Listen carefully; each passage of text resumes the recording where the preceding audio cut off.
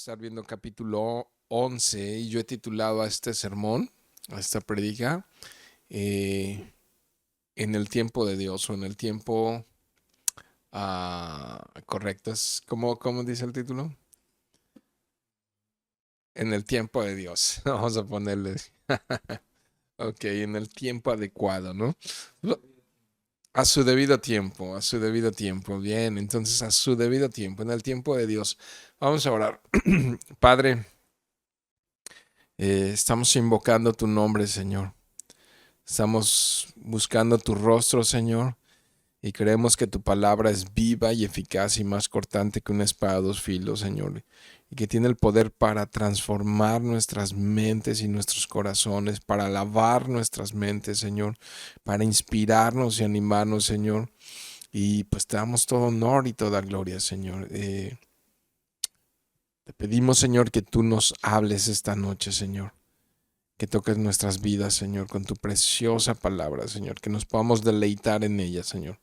En el nombre precioso de Jesús. Amén. Bien, pues la semana pasada estuvimos viendo un poco acerca del descenso, de la muerte, del reinado del rey Saúl. El rey Saúl fue el primer rey sobre el reino de Israel. Pero eventualmente tuvo un segundo rey que es bien importante en toda la historia hebrea y en toda la historia bíblica. Y pues es el rey David. En este capítulo 11 se narra el ascenso al reino del rey David. No es una biografía del rey David, pero sí es un ascenso del rey David al trono, al reino.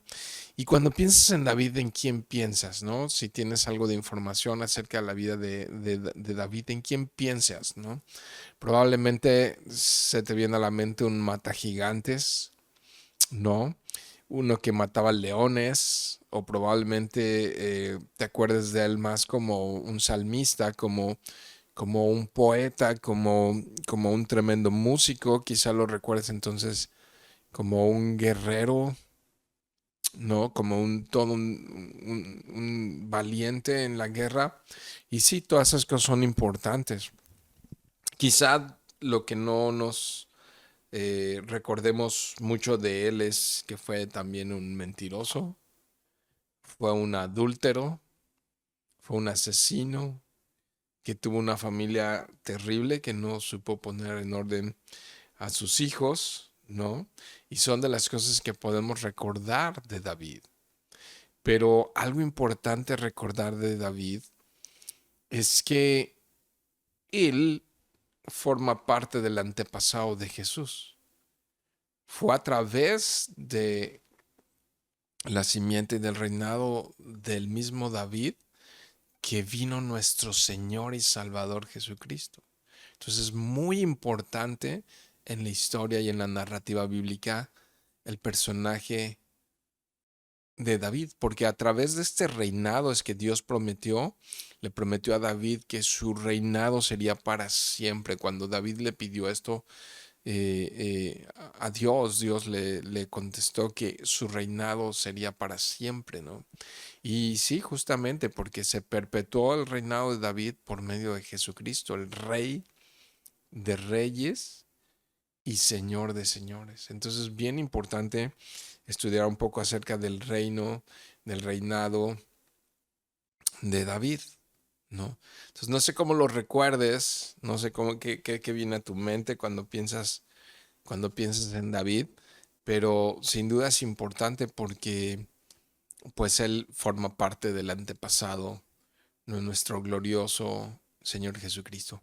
Pero algo interesante y algo importante a mencionar un poco como parte de la biografía o de la memoria que podemos tener acerca de David, es que bueno, Dios quitó de alguna manera eh, la bendición su presencia y su unción y su bendición de Saúl y la transfirió a alguien que es mencionado en los libros de Samuel como alguien conforme al corazón de Dios. Y qué tremendo está eso. Porque cuando va Samuel, eh, Dios habla con Samuel y le dice que ya no más estaría esa unción y esa bendición sobre Saúl, porque él ya había buscado a alguien más para ser su representante, ser parte del gobierno de Dios sobre su pueblo, y escoge justamente a David. Entonces Samuel va a la casa de David, o sea, su papá de Isaí, papá de David, Isaí. Él va allá y pregunta: quiero conocer a tus hijos porque Dios tiene algo con ellos. Y entonces le presenta a todos sus hijos menos a David, porque David era un niño realmente en ese tiempo y él había salido a pastorear ovejas al campo. Y entonces él presenta a sus otros hermanos, a sus 7 hermanos, a sus otros 7 hermanos de David. Pero Samuel dice: no, no es ninguno de ellos. Y entonces no hay alguien más. Y dice: sí, tengo otro pequeño que está por allá cuidando ovejas. Y lo manda a llamar. Y cuando lo ve Samuel, dice: ups, ¿no? Su estatura y su parecer no le impactó. Y entonces Dios le dice: no mires lo que el hombre ve, no veas lo que tus ojos, o la apariencia, porque yo no veo lo que tú ves, sino yo veo lo que está adentro. Y lo he escogido a este porque es un hombre conforme a mi corazón. O sea, el corazón, la actitud, la forma de David agradaba a Dios.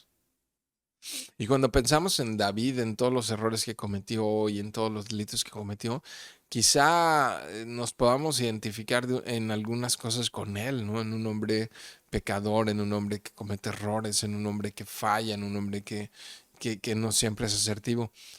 Pero algo que puede distinguirse muchas veces de nosotros es que era un hombre que realmente entendía perfectamente la gracia y el perdón y se arrepentía, y a la primera no era que continuaba él repitiendo pecados, sino que a la primera él se arrepentía.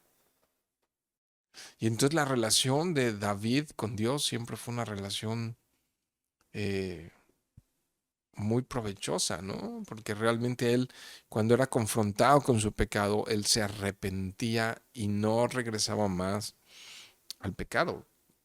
Y es así como podemos conocer mucho acerca de David. Así es como podemos conocer acerca de David. Entonces, si vamos por allá, hemos hablado un poquito de las fortalezas y de las debilidades de David. Pero si vamos un poco ya para Primera Crónicas, entonces vamos a ver esta historia de cómo él asciende al trono. Y dice, voy a leer los primeros versos del capítulo 11. Entonces todo Israel se juntó a David en Hebrón, diciendo: he aquí, nosotros somos tu hueso y tu carne. También, antes de ahora, mientras Saúl reinaba, tú eras quien sacaba a la guerra a Israel y lo volvía a traer. No, aquí usa un lenguaje como de sacar ovejas y meter ovejas de un corral, ¿no? También Jehová tu Dios te ha dicho: tú apacentarás, mira esta característica como de un pastor, a mi pueblo Israel. Y tú serás príncipe sobre Israel, mi pueblo, principal, el más importante sobre Israel, su pueblo. Y vinieron todos los ancianos de Israel, estoy en el verso 3, al rey en Hebrón. Y David hizo con ellos pacto delante de Jehová y ungieron, qué interesante, lo ungieron a David por rey sobre Israel conforme a la palabra de Jehová por medio de Samuel. Y entonces aquí vemos que lo están ungiendo, que los ancianos, los líderes del pueblo de las 12 tribus de Israel están allí para ungir. Las personas que representan autoridad sobre Israel lo están ungiendo. Pero déjame decirte algo que es bien interesante: lo están ungiendo por tercera vez. Porque a sus escasos 10, aproximadamente 10 años de edad, David había sido ungido ya por Samuel, ¿no? Cuando lo unge. Pero fíjate, hubo 3 veces que fue ungido como rey de Israel. La segunda vez es cuando él comenzó a reinar ya en Hebrón.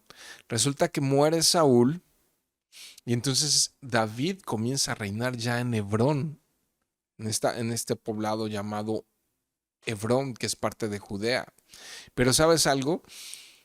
el pueblo, todos estos ancianos que están hablando, de los que está hablando aquí, no los reconocieron, sino que cuando muere Saúl, es interesante, ellos vieron como su rey a Isboset, un hijo de Saúl, un descendiente, un sobreviviente de Saúl, a Isboset.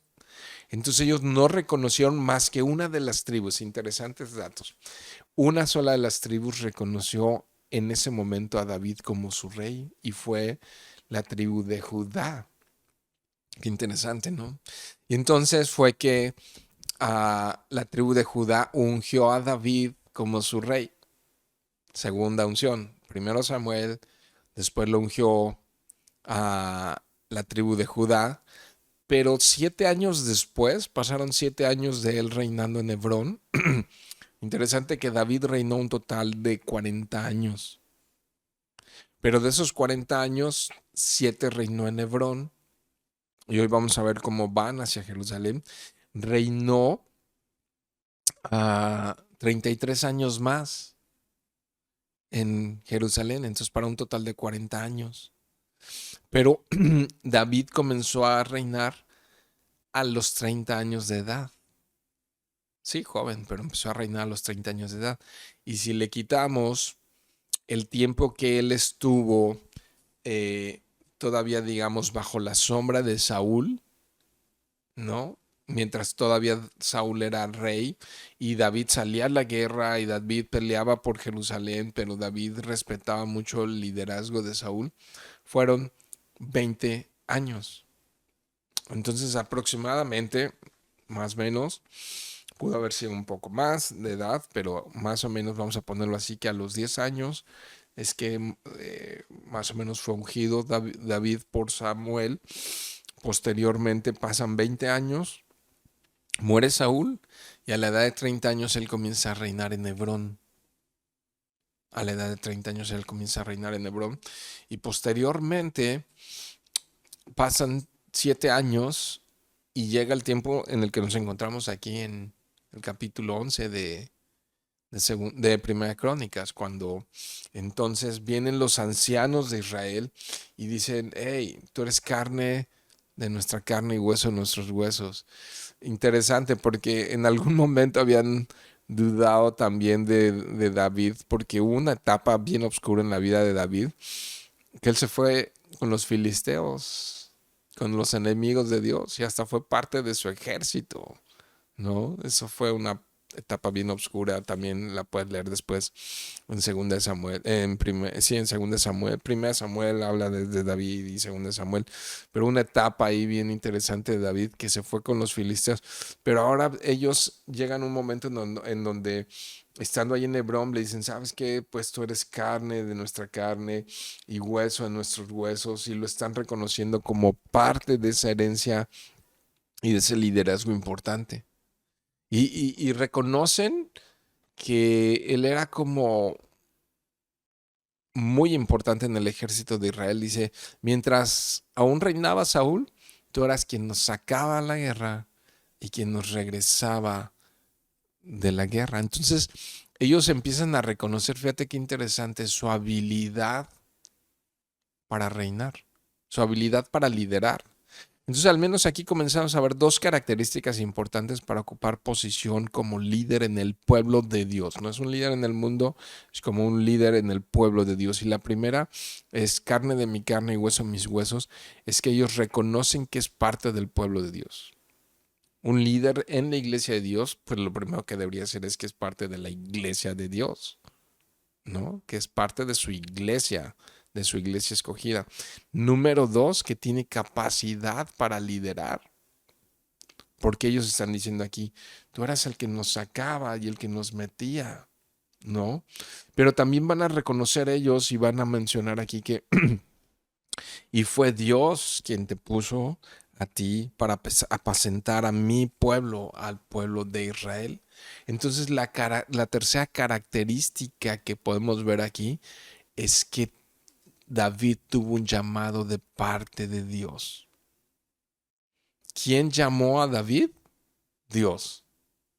El llamado. Entonces, bien interesante, mis hermanos, porque creo que cuando alguien es puesto para liderar la iglesia de Dios, debe de mínimo ser reconocido por la iglesia como un líder, porque tiene el carácter, porque tiene las características que debe tener un líder, pero número dos, y no lo digo en grado de importancia, sino simplemente estoy poniendo números, importantísimo que debe tener un llamado de parte de Dios.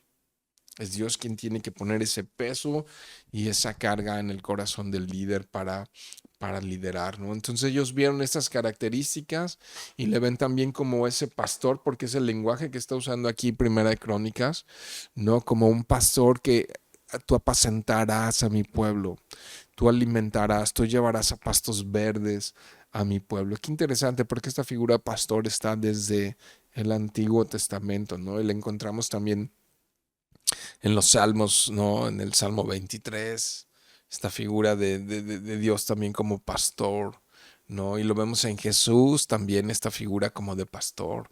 Entonces, qué importante, ¿no? Como Juan nos describe ese pastor, el buen pastor da su vida por las ovejas, ¿no? Ese es nuestro Señor Jesús, ¿no? Que Él da su vida por sus ovejas y está representado aquí también en la persona de David. Ahora, si leemos los siguientes versos del 4 al 9, nos vamos a encontrar con que esta vez lo ungen por tercera vez como pastor, como líder, como rey sobre Israel, pero ahora se van a trasladar el reino.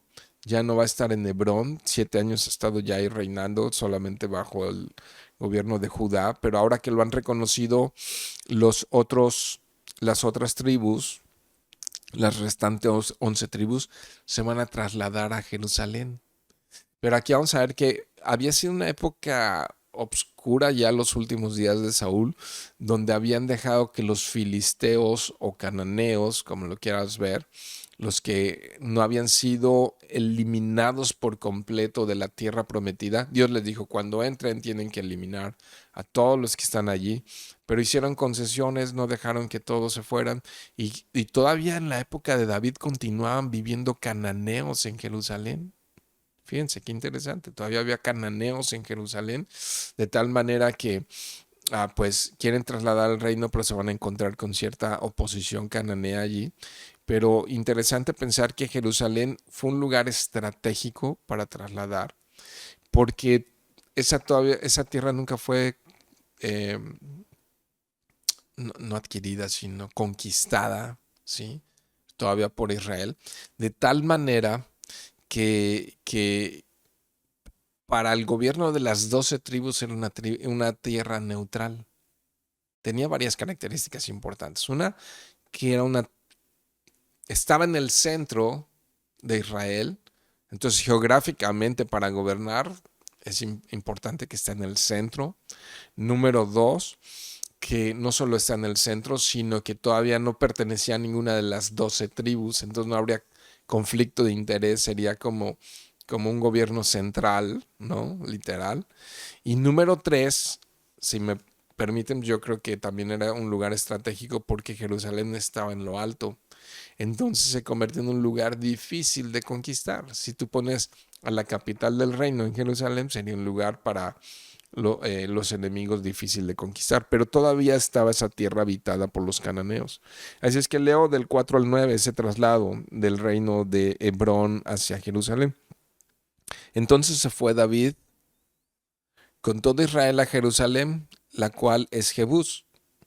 Y los jebuseos, en ese momento todavía era Jerusalén, ¿no? Jebús, porque ahí habían jebuseos, que son cananeos, habitaban en aquella tierra, dice el verso 4, ¿verdad? Y el 5 dice, y los moradores de Jebús dijeron a David, no entrarás acá, ¿no? O sea, dijeron, o sea, es imposible que nos conquisten, es imposible que tomen esta ciudad, es imposible que tomen este lugar, porque como estaban alto, ellos se sentían seguros e inconquistables, los de Jebús.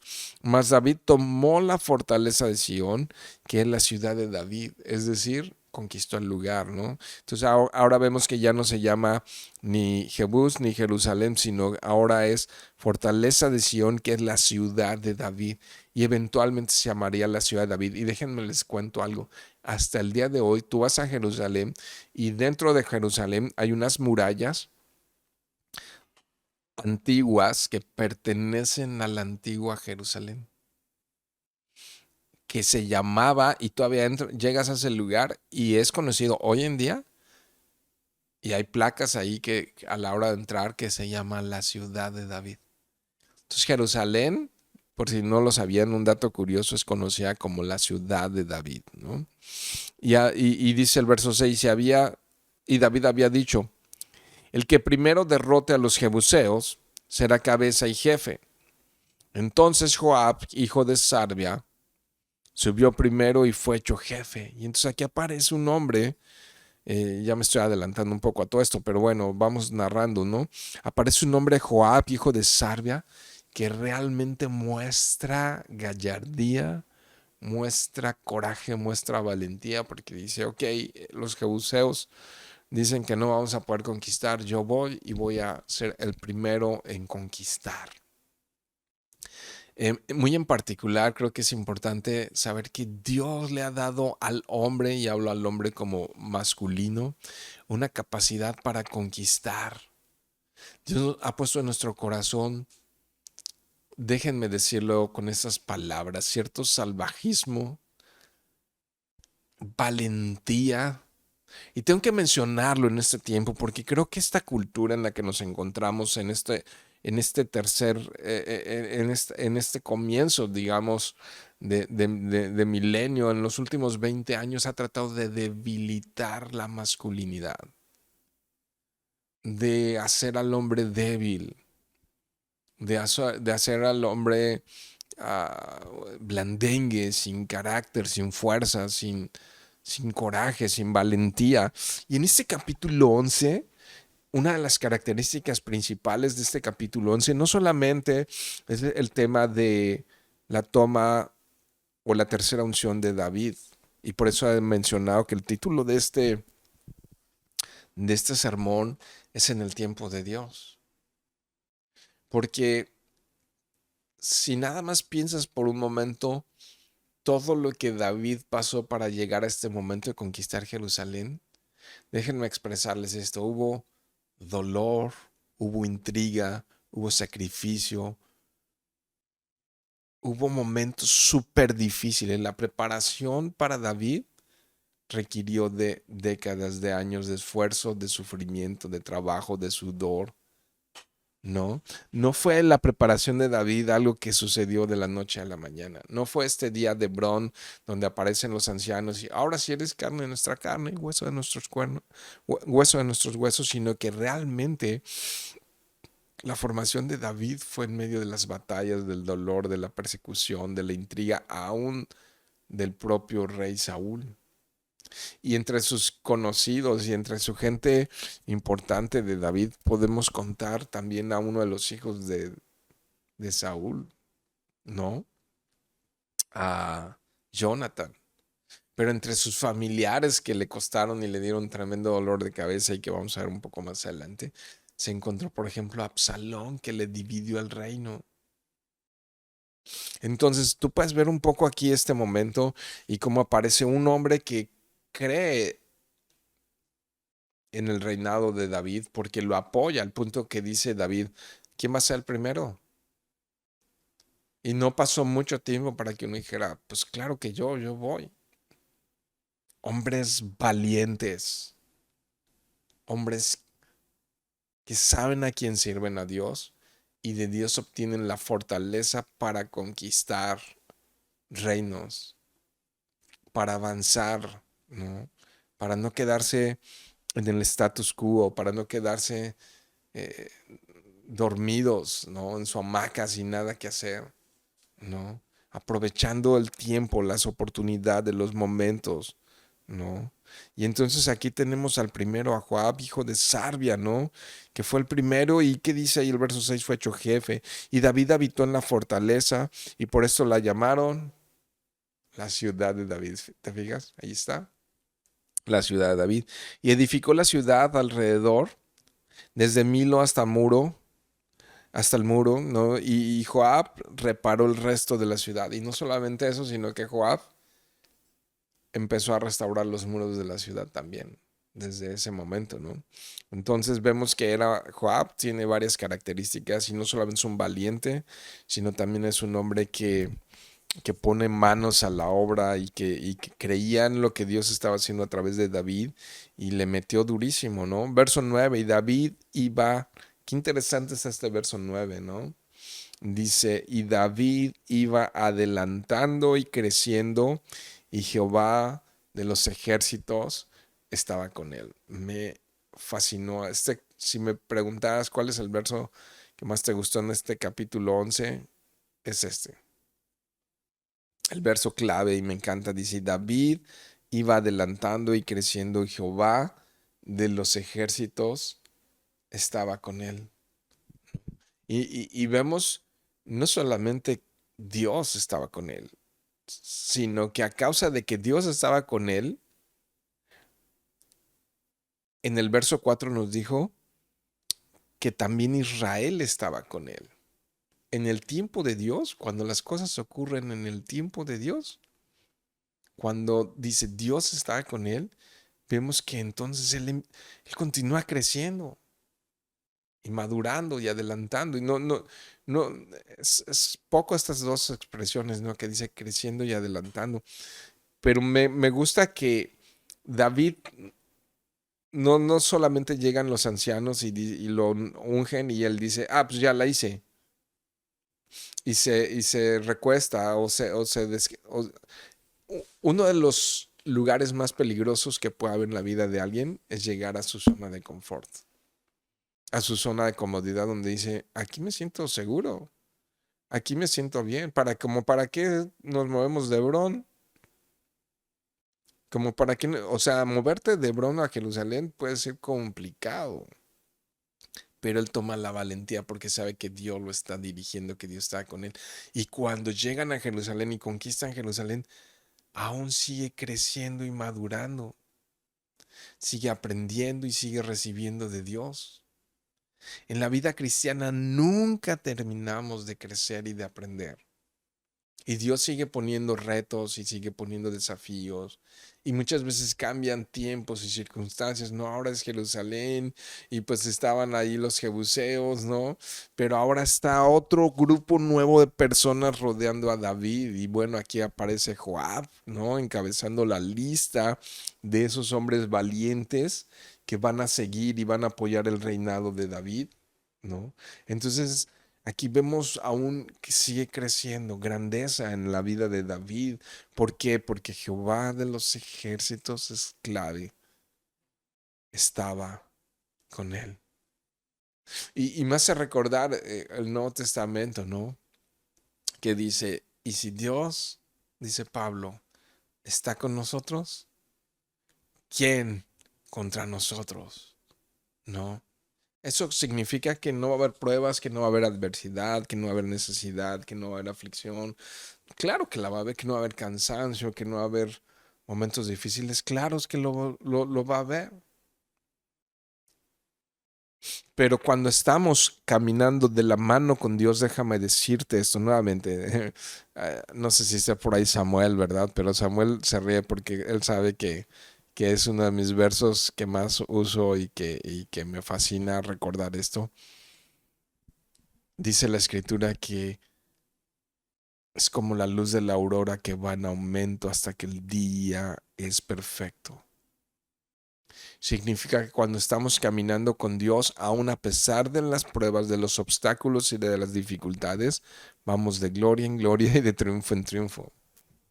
Y eso es lo que me expresa a mí ese verso 9, ¿no? Que Dios estaba con él y aun a pesar de experimentar mucho dolor en muchos sentidos, a través de Saúl, a través de su familia, a través de situaciones que pasaron, escondido en la cueva, en una cueva, ¿no? En la cueva de Adulam, pues aún así Dios hizo maravillas con él y él en este momento y en esta etapa de su vida sigue adelantando y creciendo porque camina de la mano con Dios. ¿Qué significa caminar de la mano con Dios? Es importante, ¿no? David descansaba todos sus proyectos en Dios. David echaba su ansiedad delante de Dios. ¿Cómo sabemos todas estas cosas? Por los salmos que él escribió. Mictam, su secreto de guerra de David era el gozo del Señor. David tropezaba y ¿sabes qué hacía? Corría a Dios y le pedía perdón y le decía, límpiame con hisopo. ¿Sabes qué le decía a David cuando se equivocaba, cuando pecaba?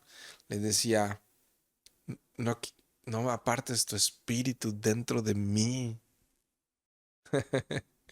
Eso es caminar con Dios. Y Jehová los ejércitos estaba con él. No. Y Dios no quitó la unción de sobre David como lo hizo con Saúl, porque era el corazón diferente, el corazón de Saúl con el corazón de David. Definitivo era diferente. No nos gusta hacer estas comparaciones, pero es importante hacerlas en esta historia, ¿no? Qué contraste con la vida de Saúl, ¿no? Y entonces vamos al verso 10 y del verso 10 en adelante ya para todo el capítulo se expresa, narra, describe a otros grupos de valientes de David. Y para adelantarme un poco, ya estamos en esta idea final de los valientes de David. Déjame nada más decir esto, que hay un grupo de 30 valientes con David, pero de esos 30 destacan 3 y después esa lista se amplía un poco más hacia otros más que tienen características bien interesantes. Mira esta historia que se narra aquí, donde empiezan a brotar y donde se empiezan a manifestar estos valientes. Mira qué interesante, dice, estos son los principales de los valientes que David tuvo y los que le ayudaron en su reino con todo Israel para hacerle rey sobre Israel conforme a la palabra de Jehová. Bueno, interesante este verso 10, que hubo este grupo de valientes que ayudaron en su reino para hacerle rey sobre Israel, ¿no? Porque ya lo vimos, porque lo ungieron rey, ¿no? Ahí en Hebrón y eventualmente se fueron a Jerusalén, conforme a la palabra de Jehová, ¿no? Porque ellos sabían que Jehová lo había ungido para ser rey. Entonces ellos no están haciendo nada que no sea conforme a la palabra de Jehová. Es interesante, muy interesante este verso 10, porque van a ser una locura, desde mi perspectiva, una locura, tres de estos valientes más adelante, pero tenemos que leer conforme a la palabra de Jehová, porque estos hombres, estos valientes que los empieza a describir, ellos no servían a David, servían a Dios. Por eso fueron valientes y apoyaron a David y estuvieron dispuestos inclusive a arriesgar sus propias vidas. Porque si hay una, yo diría la característica principal de estos valientes de David es que servían a Dios conforme a la palabra de Jehová. ¿Quién los dirigía? Dios. ¿Por qué hacían lo que hacían? Porque Dios los movía. Las indicaciones y las instrucciones venían de parte de Dios a estos valientes en particular, ¿no? Por eso entonces van y dicen, ok, David, y lo ungen y se ponen bajo su liderazgo, pero inmediatamente después ellos están dispuestos a caminar al lado de David haciendo diferentes cosas. Y vamos a ver una de ellas. Se pone interesante lo que pasa aquí. Ok, conforme a la palabra de Jehová. Déjenme nada más decir algo interesante, ¿no? Esos son en el verso 10, y lo que continúa poniéndole nombre a estas personas, son las personas que apoyaron a David. Y déjenme decir algo. Qué importante es estar rodeado de personas que te ayuden a hacer la obra de Dios en tu vida. Miren, déjenme decirle esto nada más de manera simple. David no hubiera sido nada sin ellos. Y ellos no hubieran sido nada sin David. Entonces es importante identificar a esas personas que Dios en su economía, que Dios en sus planes perfectos preparó de antemano para que estuvieran junto a David. Dios fue quien preparó a estos hombres para servir junto a David. Y este dice es el número de los valientes que David tuvo. Y empieza, ¿no? Los nombres y todo. Jesobeam, hijo de Jacmoni, caudillo de los 30. Ok, entonces aquí vemos que son 30.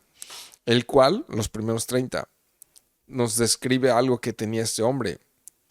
Blandeó su lanza una vez contra 300, a los cuales mató. ¡Wow!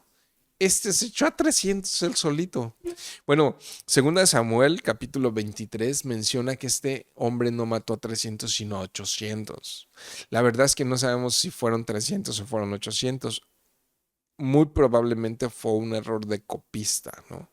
De los que hacían las copias de las para que lleguemos a tener una Biblia aquí. Entonces hay una discrepancia entre Samuel y el cronista y segunda y primera Crónicas. Pero vaya, si fueran nada más 100, o sea, mató a 300, vamos a ponerle a 300. Y con una posibilidad de que fueron 800. David fue otro tremendo valiente. Cuando quiso tomar a una de las hijas de Saúl, le dijo, bueno, si me traes 100 prepucios de filisteos. Y dice David, ok, sí. Y va y regresa con 200 prepucios. O sea, tuvo que aniquilar o ejecutar a 200 filisteos, ¿no? A 200 filisteos. Wow, qué interesante. Eso fue lo que hizo justamente eh, David, pero también este hombre, ¿no? Que ya se menciona aquí y que entonces es parte de esos 30 que mató a 300.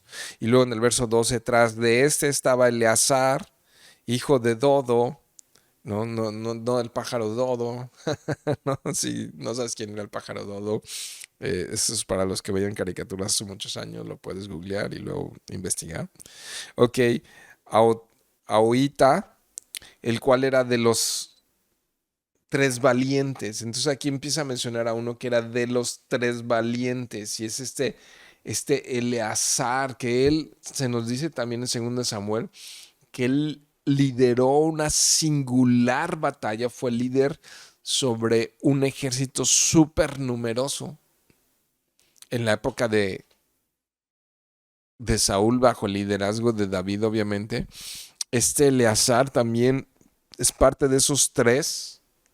O sea, fíjate, hay 30, hay 3 y luego se añaden más que son parte de una lista selecta llevan un registro en el capítulo 11 de Primera de Crónicas para decirnos algo la Biblia. Simplemente nos está diciendo, estos eran hombres de a de veras, eran valientes, están sus nombres. El autor de esto, inspirado por el Espíritu Santo, esto hizo un registro de sus nombres para recordarnos, estos eran bien valientes, estos no se achicaban, estos ponían la cara y ponían el corazón y estaban enfrente de la batalla y aparece ahí Eleazar, que es parte de los 3. ¿De cuáles 3? Vamos a seguir viendo para descubrir quiénes eran esos 3. Ese estuvo con David en Pasadamim, estando allí juntos en batalla los filisteos. Y había allí una parcela de la tierra llena de cebada. Y huyendo el pueblo delante de los filisteos, se pusieron ellos en medio de la parcela y la defendieron y vencieron los filisteos porque Jehová los favoreció con gran victoria. Bueno, ¿sabes qué hizo este hombre también?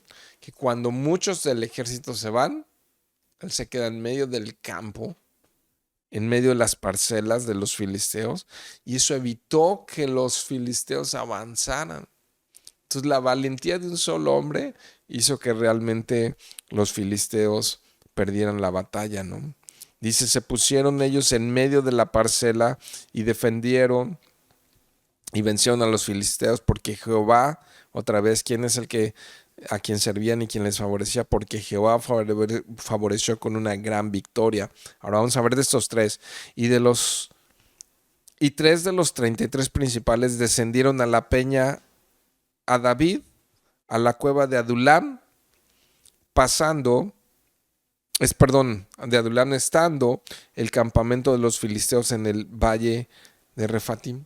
Entonces, menciona ciertos lugares, menciona la cueva de Adulam y menciona la peña de David, y entonces ahí está parte del ejército de David, pero está parte de otros hombres en la cueva de Adulam, y hay un campamento en el valle de Refaim con filisteos, ¿no? Hay un campamento allí con filisteos. Es interesantísimo lo que está pasando con esos filisteos en ese lugar, porque pues, sean el enemigo principal en la época de David. Ahora déjame hablarte un poco de esos valientes que estuvieron con David en la cueva de Adulam. ¿Qué característica les darías a hombres valientes que formen parte de tu ejército y que digas, no, esto sí, con ellos algo, ¿no? Y hoy en día algunos dirían, no, pues que tengan un doctorado en teología, ¿no? O que tengan un posgrado en administración o de mínima una maestría en finanzas y administración, ¿no? Que hayan sido directores de alguna empresa o no sé qué cosas pensaríamos de ellos. Pero quiero que vayan conmigo por un momento a 1 Samuel. Nada más voy a leer 2 versos de acá. Capítulo 22, versos 1 y 2. Vamos a ver las características, ¿no? Tipo de personas que Dios escoge para ser parte de la historia que trasciende, ¿ok? Mira 1 Samuel 22:1. Yéndose luego David de allí, huyó a la cueva de Adulam. ¿Ya viste? Allí está, donde se encontraron con él. Y cuando sus hermanos y toda la casa de su padre lo supieron, vinieron allí a él. Entonces estos hombres, todavía es aquí época de Saúl, ¿no? En ese momento a donde estoy yendo en 1 Samuel 22, ellos se encontraban frustrados bajo el liderazgo de Saúl. Y mira lo que ocurre en el verso 2. Y se juntaron con él todos los afligidos y los que estaban, y todo aquel que estaba endeudado, afligidos y endeudados. Estos son buenos socios. Y dice, y todos los que se hallaban en amargura de espíritu. O sea, fracasados y losers. ¿No? Y fue de hecho, y fue hecho jefe de ellos y tuvo consigo como 400 hombres. Entonces eran 400 y de entre los 400 destacan, ahora acá si regresamos a Crónicas 11, destacan 30 y de esos 30 destacan 3 y de esos 3 se mencionan uno que otro y al final la lista aumenta un poco más de 30 hombres destacados. ¿Por qué? Por su valentía. Y entonces, fíjense, entonces dice el verso 16 que estaban ellos en la guarnición de los filisteos en Belén. ¿Y qué pasa? Verso 17, estos hombres que estaban con él, los de la cueva de Adulam, los pobres y los endeudados y amargados de espíritu y así todos desilusionados. David deseó entonces y dijo, ¿quién me diera de beber de las aguas del pozo de Belén que está a la puerta? Entonces, ¿dónde está el campamento de los filisteos? En Belén. Y él dice, ¿quién me diera un vasito de agua de allí de donde se encuentran los filisteos? Y aquí de repente, aquí hay algo importante también a destacar. David no está, como jefe de ellos, pudo haber dado una orden. Tú ve y tráeme agua de allá, ¿no? Pero David no está haciendo ninguna petición a nadie. Es importante. David no pidió a nadie que le trajera agua de ningún lugar. Lo que sí es muy posible es que esto es la zona donde también creció David, ahí en Belén. Y sabes que es muy probable que lo que le apoderó a David no es, es mi criterio, no es la necesidad de un vaso de agua, sino una nostalgia de esos lugares que él frecuentaba cuando era niño. Probablemente los lugares a donde él llevaba a beber a las ovejas. Y entonces aquí tengamos cuidado de no vivir de nostalgias del pasado. Las nostalgias del pasado pueden hacernos cometer errores. No, no podemos vivir del pasado. Podemos recordar el pasado y el pasado es importante y la historia ayuda, pero no vivir en esa nostalgia anhelando el si hubiera y el si pasara, ¿no? Y entonces aquí pareciera que David está en esa nostalgia, porque ¿quién me diera de beber de las aguas del pozo de Belén que está a la puerta? Verso 18, y aquellos tres rompieron por el campamento de los filisteos, o sea, entraron y cruzaron por en medio del campamento de los filisteos y sacaron el agua del pozo de Belén que está a la puerta y, y, y la tomaron y la trajeron a David, mas él no quiso beber, sino que la derramó para Jehová. Qué interesante, porque David no les dijo vayan por agua. Pero estos tres hombres tuvieron esa iniciativa y van y arriesgan sus vidas para cruzar ese campo de filisteos y le traen agua. ¿Sabes algo? David no se atreve a tomar esa agua, sino que en ese momento esa agua se convirtió en una ofrenda a Dios. Usó esa agua como un sacrificio y como una ofrenda a Dios. ¿Por qué? Porque seguramente que él vio que el arriesgar sus vidas por David no era correcto. Pero ellos sabían que por eso te dije que era importante que viéramos en el verso 10 conforme a la palabra de Jehová, porque a lo que movía a estos valientes era el agradar a Dios. Entonces, ¿qué hace David? Pues si hemos de hacer de esta agua que sea agradable a Dios, la derramó para Jehová y dijo, guárdame mi Dios de hacer esto. ¿Había yo de beber la sangre y la vida de estos varones que con peligro de sus vidas la han traído? Y no la quiso beber. Esto hicieron aquellos tres valientes. Y esa historia simplemente está recordada, está escrita aquí para decirnos, esto hicieron estos tres valientes. ¿A qué estuvieron dispuestos a hacer? ¿No? ¿Qué estuvieron dispuestos a hacer? ¿No? ¿Y qué debiéramos nosotros muchas veces estar dispuestos a hacer en nombre de Dios? ¿No? En nombre de Dios. ¿Qué podríamos, hasta dónde podríamos ir en nombre de Dios? ¿Para hacer qué? ¿No? ¿Para hacer qué? Entonces, aquí creo que reaccionó bien David porque hizo que esa agua fuera preciada al convertirla a él en una ofrenda porque la derramó a Dios. Y dijo, Dios, ¿cómo voy a beber yo esta agua? Y creo que aquí también mostró una capacidad extraordinaria para inspirar a estos hombres porque los elogió al él derramar esa agua y al no tomarla por capricho. Simplemente los elogió de una manera extraordinaria, reconociendo su valentía. ¿No? Aquí simplemente él está reconociendo la valentía de estos hombres. Guárdame, mi Dios, de hacer esto.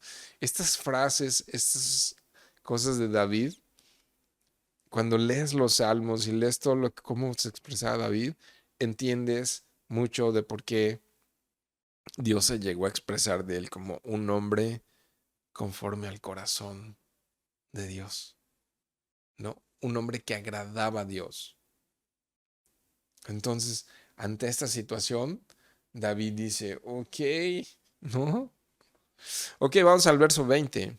Y Abisaí, hermano de Joab, fíjate, este es hermano del primero que vimos, era jefe de los 30, el cual blandió su lanza contra 300 y los mató y ganó renombre con los tres.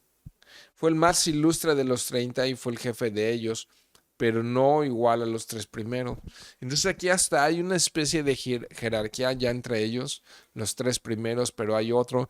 Entonces entre los valientes, que podemos decir son los principales de todo el ejército de David, aún entre ellos hay un sometimiento. Dice el Nuevo Testamento que nos sometamos unos a otros, ¿no? Y nos habla cómo fue el más ilustre de los 30, está hablando de esta valentía y de cómo fueron por esa agua y cómo empiezan a destacar aquí por sus hechos, por sus acciones. Verso 22 dice, Benaía, hijo de Joiada, hijo de un varón valiente de Capseel, ¿no? Y entonces ya vienen de familia valientes y son valientes de grandes hechos, dice ahí el verso 22. ¿no? Entonces estos no eran bla, bla, bla, sino eran hombres de acción, ¿no? Me encanta este capítulo 11. Él venció, dice, a los dos leones de Moab, imagínate, ¿no? Entonces nos empieza a decir algunas cosas que hacía, o sea, mataba leones. También dice, descendió y mató a un león en medio de un foso en tiempo de nieve. Entonces, en circunstancias muy difíciles y contra animales muy feroces, y estos hombres eran tremendos, ¿no? A veces nosotros podemos quejarnos y dejar esto y no hacer aquello por cosas insignificantes, ¿no? O sea, matar leones era arriesgar su vida, ¿no? Y no solamente matar leones, sino matar leones en tiempo de nieve. O sea, nos habla de que las condiciones climatológicas para matar un león eran súper complicadas y aún en este momento él logró tomar por presa a un león. Entonces está hablando de características de estos hombres valientes. Él mismo venció a un egipcio, hombre de 5 codos de estatura. ¿Cuántos serían 5 codos de estatura? Como un poco más de 2 metros, ¿no? Porque más o menos un codo anda por ahí de los 40, 45 centímetros. Entonces debe andar este hombre entre los 2 y los 2,30 de altura. O sea, un chaparrito ahí egipcio que se enfrentó en batalla con él. Y entonces él viene con una lanza hacia este hombre y con su misma lanza se la regresa y se llamaba, ¿no? Con la misma lanza que se la arrebata al egipcio, dice el verso 23, y con esa misma lanza le quita la vida, ¿no? Esto hizo Benaía, hijo de Joiada, y fue nombrado con los tres valientes, ¿no? Con los tres valientes. ¿Aquí en qué verso vamos? 24, ¿no? Y dice, y el 25, y fue el más distinguido de las 30, pero no igualó a los tres primeros. A este puso David en su guardia personal, ¿no? Y entonces no estaba con los tres valientes, pero sí lo puso como muy, muy cercano a él, como su guardia personal. Dice el 26, y los valientes de los ejércitos, Asael, hermano de Joab, Elianab, hijo de Dodo, de Belén, ¿no? Y bueno, entonces empieza a hablarnos de otros personajes, de ese Asael, hermano de Joab, que también, por lo que leemos en 2 Samuel, Asael fue trágicamente asesinado en batalla, en la famosísima batalla de Abner, ¿no? Pero bueno, luego ya por allí, creo que en el verso 41, nada más aparece alguien que quizá algunos de ustedes conozcan, Urías Eteo. Continúa con la lista de estos valientes que amplía los 30, pero aparece Urías Eteo. Ay, ay, ay, Urías Eteo era el esposo de Betsabé, con quien David adulteró. Y eso está muy feo, porque era uno de sus cercanos valientes que estuvieron dispuestos a arriesgar la vida, parte de este equipo de supervalientes. Y David eventualmente lo mandó al frente de la guerra para que perdiera la vida Urías Eteo. Ese fue el primer esposo de Betsabé. Y qué triste, ¿no? Que terminara la historia de ese hombre Urías Eteo siendo uno de los hombres fuertes y valientes de David. Pero bueno, mis queridos hermanos, ya terminamos con esto. Si te vas por allá hasta el versículo 47, pues vas a encontrar toda esta lista de valientes. Ya simplemente vienen sus nombres ahí, ¿no? Que son mencionados para memoria nuestra. Y pues nada, pues cuando sucedieron todas estas cosas y cómo David fue rodeado de estos hombres, simple, en el tiempo de Dios. En el tiempo de Dios, ¿no crees? Entonces vamos a orar, mis queridos hermanos, y vamos a poner este texto en manos de Dios para que nos bendiga. Padre, primeramente, agradecidos por tu palabra. Tú nos recuerdas, Señor, que es en tu tiempo, Señor, no en el nuestro. Y Señor, que tú nos quieres llevar de gloria en gloria, de triunfo en triunfo y de victoria en victoria. Y Señor, tú nos quieres rodear de hombres y de mujeres, Señor, que amen tu reino, amen tu palabra, Señor, y que estén dispuestos a ser valientes para arriesgar todo, Señor, por hacer tu voluntad. Y no solamente rodearnos de este tipo de personas, sino ayudarnos a nosotros ser valientes, Señor, que estamos dispuestos a hacer lo que tú nos pidas, Señor, sin reservas, a ser radicales, Señor, en lo que tú nos mandes a ser valientes, Señor, como lo fueron estos hombres, Dios. Señor, ayúdanos a entender que tu reino, Señor, es para valientes, Dios, que estén dispuestos a hacer tu obra, Señor. Y sí, Señor, así como tú llamaste a David, tú llamas a otros más, Dios, a hombres que son parte de tu iglesia, de tu pueblo, Padre, pero también hombres que tienen capacidades para liderar, pero también, mi Dios, hombres que tú llamas, Señor. Entonces, Dios, sé glorificado en todo y gracias te damos, Señor, por este capítulo 11, Señor, en el que pudimos aprender muchas cosas, Dios. Tuya sea toda la gloria en el nombre de Jesús. Amén.